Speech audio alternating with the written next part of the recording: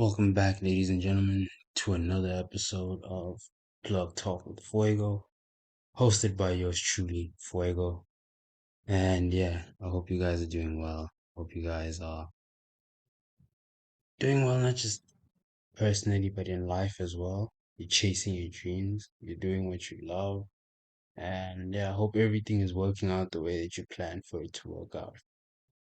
But without further ado, let's get into the episode. And with today's topic, for today's episode, I want to talk about my country. So I know I don't really talk about South Africa that much, or basically the things that happen in South Africa. So I decided, let me dedicate an entire episode to talk about the problems or the things that are happening in South Africa right now.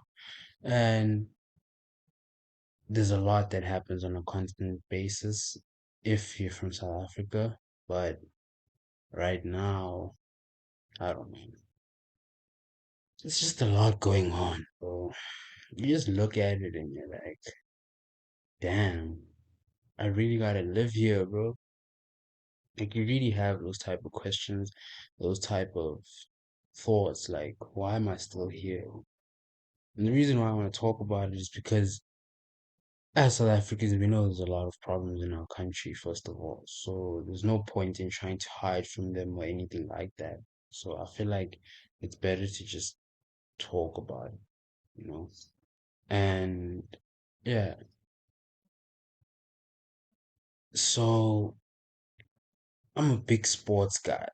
So we have to start with sports, right? Because in South Africa, that's the only thing to me that makes sense, or that's the only thing that's doing well, actually representing South art to the fullest.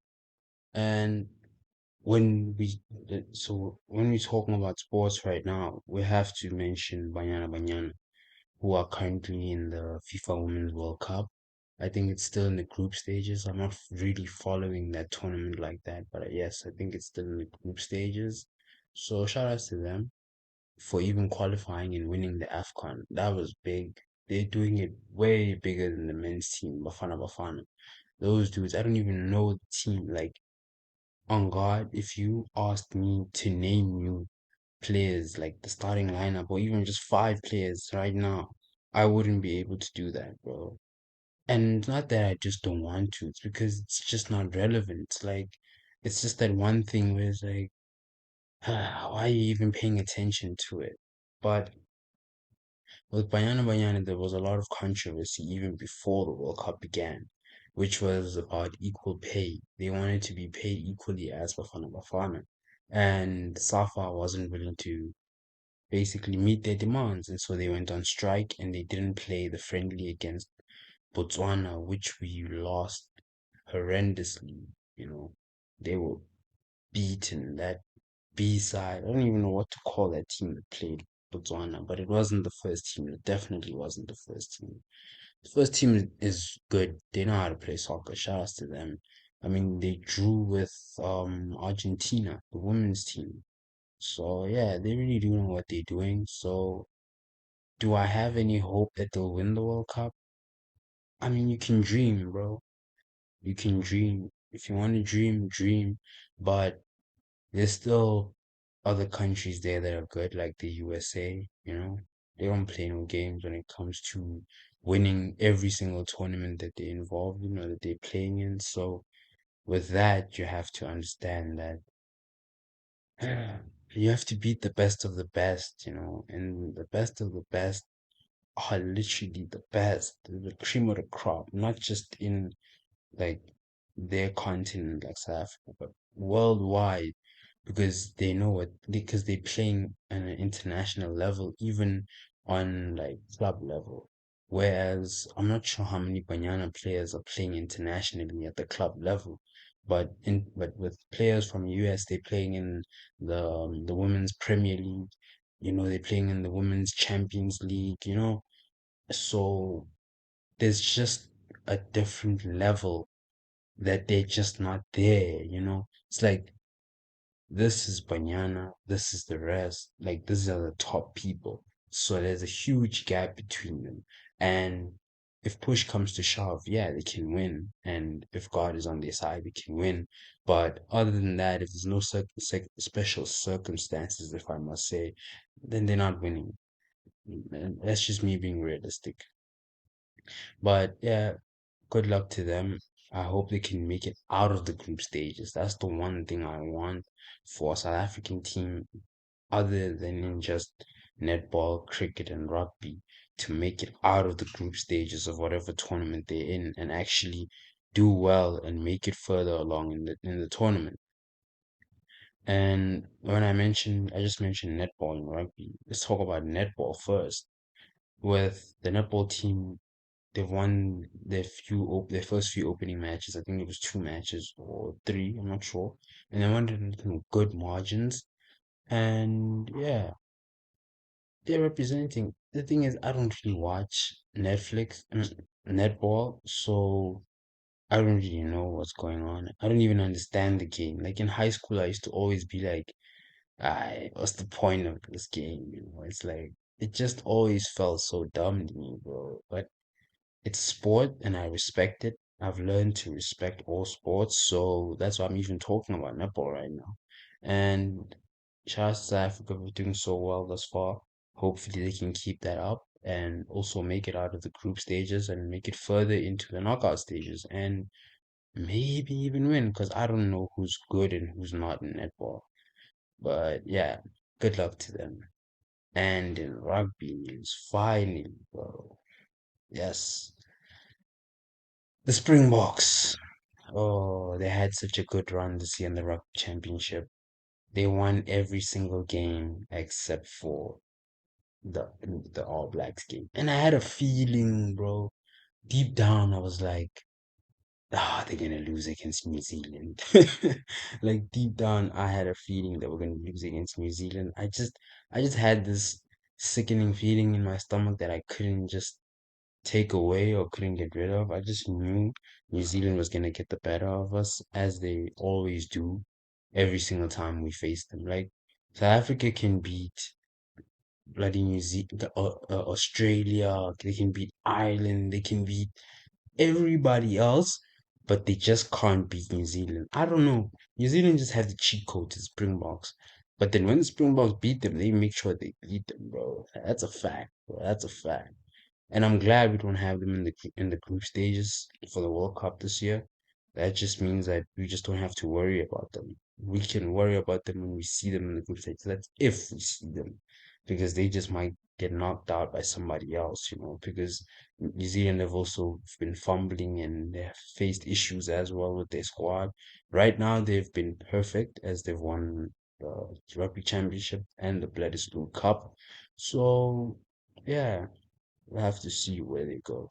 But my predictions for the Rugby World Cup, I want South Africa to win. I hope they win, but in reality, I think New Zealand might just pull one under the rug or England. I don't know about England, but they've been shaky, That bro. They're shaking. So I don't know. Australia, nah, nah.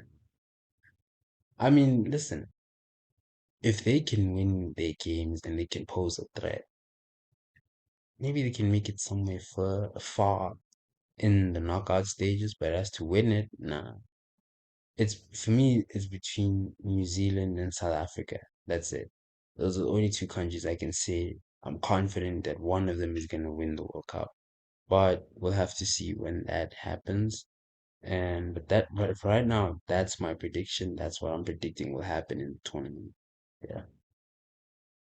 Before we go any further, please check out sponsor for TOW Entertainment, Squad X. Check out their clothes. It's an amazing clothing brand. They have some of the best products that I've seen on Instagram. I won't say the best, but some of the best. And please check out their products and please support. I will leave the link in the description and also a video on how to support them and how to order your own products from Squad X. Thanks, guys. And let's move on from sports, and let's talk about the state of television. or entertainment. And when I say entertainment, I don't just mean like music, obviously. That's why I'm saying television. And the reason why I want to talk about television is because people have been complaining about the quality of, you know, the products that they see or the things that they watch. The the main thing that I've seen, or the thing that has been recurring that I've seen, is that people are complaining about the script writers, the people that write the script, right? That they're not doing a good enough job because you have such amazing directors, such amazing actors at your disposal. But if you don't give them a good script, how are they going to produce an amazing film or an amazing series or an amazing telenovela, if you get what I'm saying? So everything has to balance. You need to have good writers, good directors, good producers, good actors for you to be able to produce the best. And for a while, South Africa was doing that. They were producing the best shows, the best movies, like original movies that they were coming up with, original series, scripts, and things that they were coming up with. And it was original, you know? And then now you just look at it and you feel like they're just phoning it in. They're just trying to copy what they see overseas and use it in South Africa and just spin that Zanzi flavor on it. It works sometimes, and then sometimes it doesn't work because that's where you see it in Netflix series the most. In series like Jersey, yeah, Kings of Jersey, well, I don't even know a lot of South African Netflix series, but there's a lot. And the thing is, they take a lot of elements that they see from the American shows, you know. They study those, and then they be like, okay, let's take that from there and put it in our show. Or let's take this from not just American, but all different other shows, and they take some of the elements, some of the parts, and they try and put it in these series, and it works sometimes, or for a little while it'll work, and then at a point we start seeing that, hey man, this is actually ass, this is not nice, they should just cut this or they should just end it. And that's how people were feeling with the second season of Kings of Joburg, because the first season was a good season. It was one of the first few South African Netflix series, so obviously people were hyped and people were enjoying it, and a lot of people were watching it, right? And it was good. I watched a few episodes of it and I enjoyed it, but then people are saying that season two, they just phoned it in or they were forcing it, and some characters just didn't fit. The storyline changed too much, and you have to understand with that series because one of the main actors sadly passed away. Um, so you have to understand that they had to now change where the story was going because the story probably was going in a certain direction. That bump in the road happened. They had to now change and be like, okay, we need to change this, that, but it must still interconnect because all the other characters are still there. And it's not easy to do that. And especially with the time crunch, if you've promised Netflix that, hey, we're gonna deliver this season next year or the following year, you need to start recording, you need to start, and it takes a lot of time and a lot of effort. So, yeah, it's not easy to change a script, an entire script or storyline like that, and it works. It doesn't work like that. But with Netflix series, I just feel like they need to go back to the drawing board and figure out how to make it original and how to keep it South African, so that we're not watching some shit that just looks too fake, and looks too unrealistic. Because that's when it becomes boring and unwatchable. Yeah. And when now that we put aside Netflix series, let's talk about telenovelas on TV, right? With the telenovelas, Once upon a time, they were the it thing. I used to also love the telenovelas. I'm talking about Isibaya, The Queen, so many different others. Muvango, Skim Sam, um, Seven Delan. Oof. I even forgot about the others because they were cancelled and they haven't been on TV in years. But yeah, you guys will probably know them if you remember a lot of them. Isidingo, Rhythm City, yeah.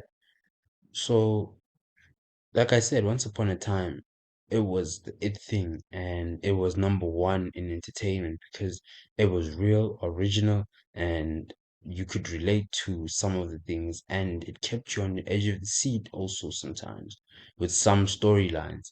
You didn't feel like, ah, why am I watching this at the time? You just watched it because it was pure gold. It was television at its best. It was South African television at its best. And I enjoyed it as a kid. I enjoyed it. And now, as old as I am now, I look back and I realize that was the peak of South African television and entertainment. There will never be another era where it's as good as that, or it comes to being as close as good as that, if you get what I'm saying. So with that, they just need to now find a storyline or basically, I don't know how to say it, but like be able to catch the audience's attention and keep it. Because once you lose your audience or you start to lose, your audience slowly, slowly, by the end you have nothing or the legacy is destroyed of that certain series or that certain telenovela, like The Queen, because the quality of it just declined season after season from season five. Yeah, it started declining slowly, slowly.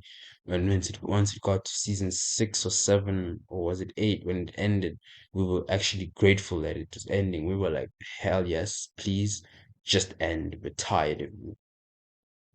But yeah, that's just one of the series that I had a problem with. The other one was Isibaya.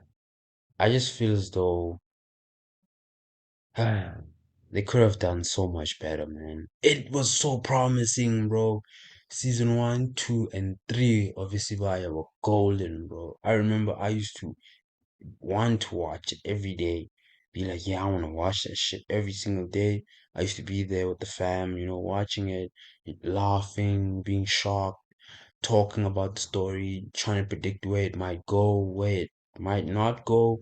So, yeah, when you look back at it, you realize that it also started declining as well from season four. Because the problem with the South African shows is that they kill characters off just to bring them back, and that makes no sense, bro. If you are gonna end the character, end that character and let it be that, so you can continue the storyline and make it more interesting. Now you bringing somebody back how many ever times in whatever different form, and then it's like, bro, you're just killing the originality and the realisticness of the show, and you're just making it now a whole bunch of voodoo crap nonsense, bro. And I'm not gonna sit there every single day and watch 30 minutes of voodoo crap nonsense and waste my time and my brain. I'm just losing brain cells watching that shit, bro. I just don't agree with that.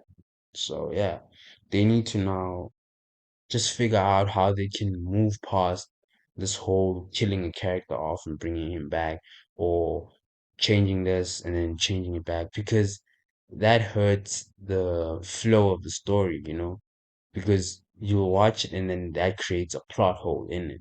Then you're like, oh, but then that just doesn't make sense with how it ended or with what he said or what he did in previous seasons.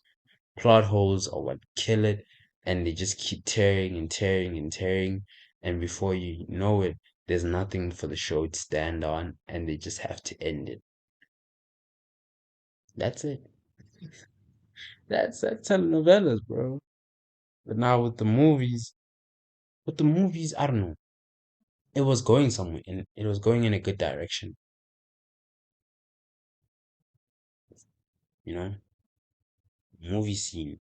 They were going in a good place. They were doing well with like the Luxion Bioscope and with the original movies that would premiere also on Mnet and stuff like that.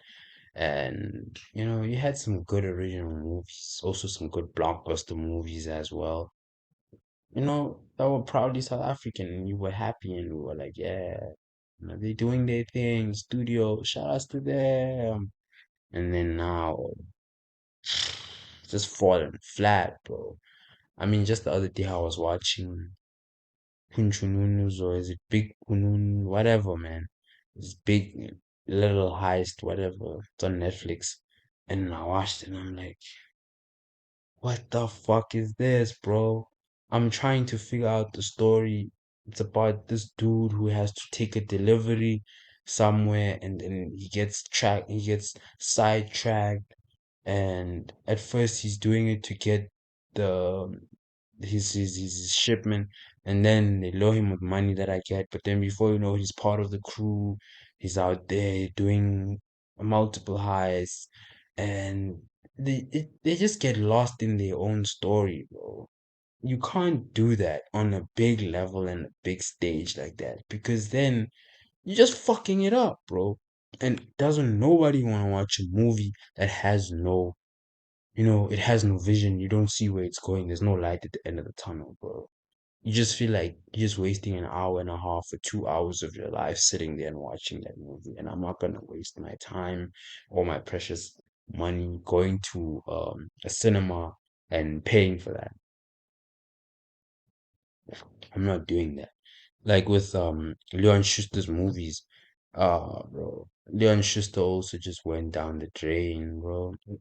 I just feel like he should have stopped after no at Mad Buddies. That should have been the last Leon Schuster movie. He would have closed it out perfectly with a good movie, uh, with him having made millions, and he knows, yeah, I'm a legend and I'm a die a legend. I'm not saying he's not a legend. He's one of the comedy goats in South Africa, but as far as the quality of his movies, they have declined, they have dropped. It's not the same.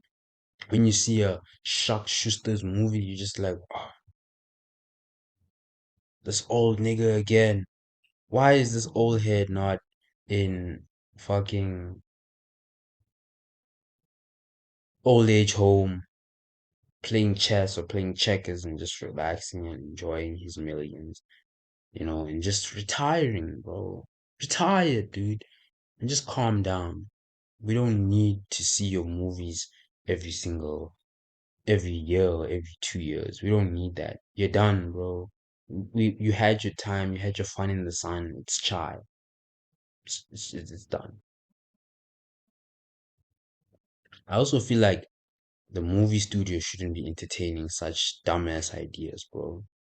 When you see a dumb idea, stop it before somebody else sees it and then decides, oh nah, let's run with it.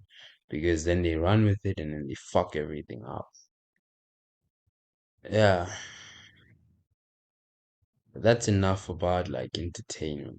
I just want to talk about serious problems now, serious issues or serious like controversies. And in that we have to delve into the politics.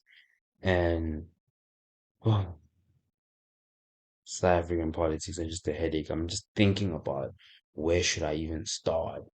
What should I even talk about? What should I even highlight? There's just so many problems, but obviously I'm going to talk about the big ones and the most relevant ones. And one that has been trending was the attack of a group of people on the side of a road by police, like police officers attacking innocent people in broad daylight, bro, in broad daylight. Like they didn't even have the decency to go do it at night, bro, to go attack them in the darkness of the night and then leave them there to die. Nah, these motherfuckers did it in daylight, where they know people are gonna take out their phone and the camera and record it and then post it online, bro. Like, are you really that dumb, bro? Are you really that stupid? Like, I get it. You're powerful enough to do that and get away with it, but then at the end of the day, it's still not gonna sit right with the people, because now they're just gonna think that, oh shit, our country's being ran by bandits and nobody's really in power. We're just being controlled, and our country's just falling down the drain slowly, slowly. Yeah, and that's the reality of it, bro.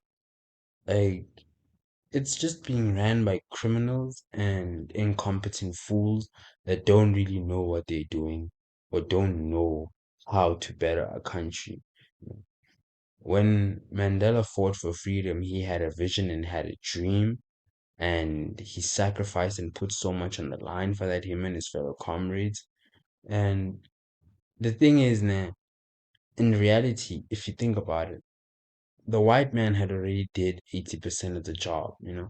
He had built a beautiful country and made it what it is today, right? He had set the standard, he had put it there and said, this is South Africa. And South Africa was doing good. The economy was doing the currency was battling with the dollar and the euro at some point.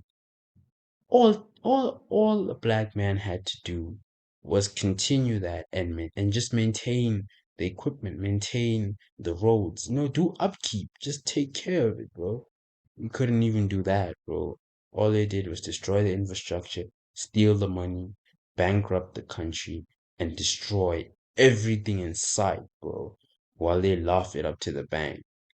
And it's crazy, bro, that you do that to your own people, bro. Like, how selfish, how evil do you have to be able to even be able to sleep after doing people like that? To even be able to continue with life as normal after doing your own people like that. People that are trying to make it in life, they didn't like wake up and then get an opportunity to be a politician just so they can steal money. No, they didn't get that. So you got that opportunity, and instead of bettering the country for them, you fucking it up and making it worse, and then the country's just moving backwards instead of forward. But yeah, what can we say, man? Because those same politicians that are just fucking us in the ass and destroying the country are the same ones who are gonna drum it up next year and are gonna be begging for your votes, and they're gonna be telling you vote for ANC, vote for EFF, vote for DA. I say fuck them all, bro. Don't vote for none of them motherfuckers because they just selfish pricks that just that don't have the best interest, the best of our interest in their heart. Their only worry is how much money can they make. This is just a money making scheme for them. How much money can they make? How much connections can they get from it? And how much power can they get as well? All of this, they're all in it for the power and the money. That's all. Because they don't get affected by the things that we are affected by. Because they live, some of them don't even live in the country. Some of them are not even in the country 80% of the time. And then you're gonna vote for that same guy and say, yeah, but he'll better the country, he'll give us homes. Bro, he's not gonna do that, bro. He's just lying to you. He's just making you a party. You're falling for it, and you're doing what he's asking you to do. So he's basically holding you at gunpoint, and he's telling you, do this, do that, and you're letting him do that. Even though you have the power to overthrow him and take that from him and give it to somebody else. Because in reality, the power is in our hands. We don't realize that the power is here. It's here, bro. When we go to voting stations and we vote, it's right here. And we throw it away when we vote for the wrong person. That's the reality of it. And we need to now just figure out, where are we gonna take it? Where do we want to see this country going? Down the drain or to the stars? I prefer the latter, because let's just look at the state of the country. We don't even have electricity, bro. For half the day, every single day, there is no electricity. That's not normal. That's not supposed to be normal. That is not something we should be tolerating, but we are. Because the same people you vote for every single year. Every single time you vote for the same motherfuckers and you think they're gonna change. Man. We just don't learn. That's the thing, bro. It's like I must throw it in your face for you to actually realize, oh shit, like just wake up and smell the coffee and realize that, fuck, we're being played, we're being made idiots, and we're being fucked in the ass. That's it. Because look at the economy as well. With these people in power, the economy has just suffered and is just going down, down, down, down, down. And to a point where we'll even be paying 25 Rand to 30 Rand for a dollar if this keeps up. I promise you, if this keeps up. Bro, in the States right now, to buy a PlayStation 5, it's like $100, $150. In South Africa, it's like 20K, bro. Like, it's not supposed to be like that, bro. To be buying something like just something to play with, bro. That's not even like, you know what I'm saying? Not even a car or anything. That's literally the installment on a whole new brand new car, bro. That's the installment of a brand. That just shows that the cost of living is just gonna keep rising. Like naturally the cost of living does rise. But in South Africa, it's rising faster than a shark chasing its meat, bro, chasing its prey, bro. And we need to do something about it. And the only thing we can do is vote for somebody who actually has South Africa's interest in heart, best interest in heart. Honestly, I don't even know who that is. I don't know if that person exists. I hope that person does exist so that person can take us out of this nightmare, bro. I'm tired of living like this. At this point, might as well go live in Zimbabwe, bro. There's no way, bro. Might as well just go live in Zimbabwe. Hi. But yeah, looking back on this episode, there's a lot of positives as well as a lot of negatives in this country. But I'd like to think there's more negative than there is positive, and I want that to change. I'm willing to do my best to bring change, and I hope all South Africans are willing to do the same as well. So please go and vote next year and vote for the right person. Don't be a dummy, bro. Please just don't be a dummy. Think. Yeah. But yeah, I hope you guys enjoyed this episode and all the other content that we're pushing out. Please continue showing the love and support that you guys are showing, not just to TOW, but to Squad X, our sponsor and partner. And yeah, we appreciate the love, appreciate the support. So please leave a like, subscribe with your notification bell on, hit us up with a comment, and share this with your friends. Tell your friends, share this with their friends, and so on and so on. And I hope you guys achieve what you want to achieve in life. Do it big, man. Don't let anybody downplay what you're trying to do or tell you that what you're doing is not worthwhile doing because that person just doesn't know what the fuck they're doing in life or where they're headed in life and they're trying to bring you down with them. Don't let them bring you down. Bring them down with you, bro. Keep going, keep pushing, bro. That dream that you see, it's attainable. You can do it, bro. You just gotta believe that you can do it. And even though nobody else believes it, you gotta believe it. So keep believing, keep dreaming, keep pushing, keep surviving. Yeah, that's it for me. Signing off from Fuego. Peace, guys.